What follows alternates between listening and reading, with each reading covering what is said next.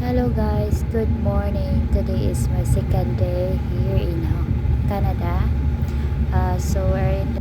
So now pupunta kami, i-shopping nila ako. Bibili kami ng mga pang-winter ko, boots at saka mga coat. So nakita ko lang dito, ang ganda ng weather, medyo makulimlim lang kasi ano siya, -2 ang weather dito.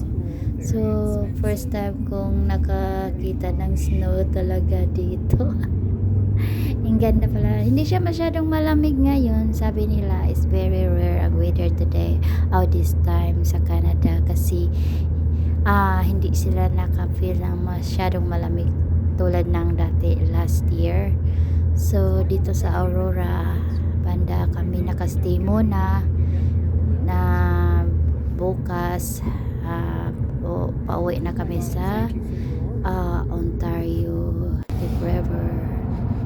Ito guys, nadaanan ko lang, ang ganda, puro siya snow ang nasa gitna ng kalsada, sa gilid ng kalsada. Excited lang si mother. So yan,